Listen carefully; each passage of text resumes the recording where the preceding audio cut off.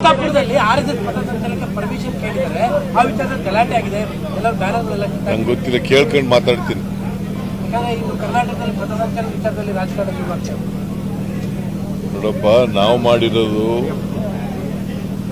ಯಾವುದೇ organisation permission ಇದು ಹಿಂದೆನೇ ಮಾಡಿತ್ತು. ಜಗದೀಶ್ ಶೆಟ್ಟರ್ ಇರುವಾಗಲೇ ಮಾಡಿತ್ತು. ಅದನ್ನು ರಿಪೀಟ್ ಮಾಡಿದ್ದೀವಿ ಅಷ್ಟೇ. ಜಗದೀಶ್ ಶೆಟ್ಟರ್ ಯಾಕೆ ಮಾಡಿದ್ದಾಗ ಯಾಕೆ ಮಾಡಲಿಲ್ಲ?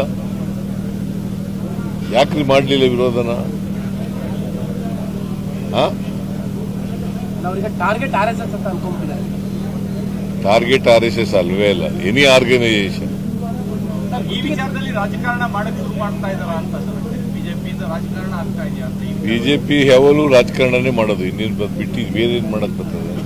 ಜನರು ಬಡವ್ರ ಕೆಲಸ ಮಾಡಲ್ಲ, ಅವರು ರಾಜಕಾರಣ ಮಾಡೋದು ಅಷ್ಟೇ. ಅಲ್ಲ, ಅದು ಆಚೆಗೆ ಕರ್ನಾಟಕದ ಶಾಂತಿಗೆ ಭಗ್ನ ಆಗುವ ಸಾಧ್ಯತೆಗಳು, ಯಾಕಂದ್ರೆ ಇಲ್ಲಿ ಜೋರು ಗಲಾಟೆಗಳಾಗ್ತದೆ. ಕರ್ನಾಟಕದ ಶಾಂತಿ ಸುವ್ಯವಸ್ಥೆಗೆ ಭಗ್ನ ಆಗೋ ಇಲ್ಲ. ಪೊಲೀಸ್ನವರಿದ್ದಾರೆ, ನೋಡ್ಕೊತಾರೆ ಅವೆಲ್ಲ. ಸರ್, ಗುತ್ತಿಗೆದಾರ ಸಂಘದವರು ಪತ್ರ ಬರೆದಿದ್ದಾರೆ. ಗವರ್ನರ್ಗೂ ಕೂಡ ನಾವು ಪತ್ರ ಬರೀತೀವಿ, ನಮ್ಮ ಬಾಕಿನ ಚುಕ್ತಾ ಮಾಡದೇ ಇದ್ರೆ ಅಂತ ಕೇಳಿದ್ರು. ಅದನ್ನೆಲ್ಲ ಮಾತಾಡ್ತಾರೆ ನಮ್ಮ ನಿನ್ನೆ ಉದ್ಯೋಗ ಮೇಳ ಮಾಡಿದ್ದಾರೆ, ಯಶಸ್ವಿ ಆಗಿದೆ. 1300 ಜನ ಕೆಲಸ ಸಿಕ್ಕಿದೆ. ಮತ್ತೆ ಬೇರೆ ಬೇರೆ ಜಿಲ್ಲೆಗಳಲ್ಲೂ ಮಾಡ್ತೀರಾ? ಜಿಲ್ಲೆಗಳಲ್ಲೂ ಮಾಡ್ತೀವಿ, ಬೇರೆ ಜಿಲ್ಲೆಗಳು ಎಲ್ಲ ಜಿಲ್ಲೆಗಳಲ್ಲೂ ಮಾಡ್ತೀವಿ.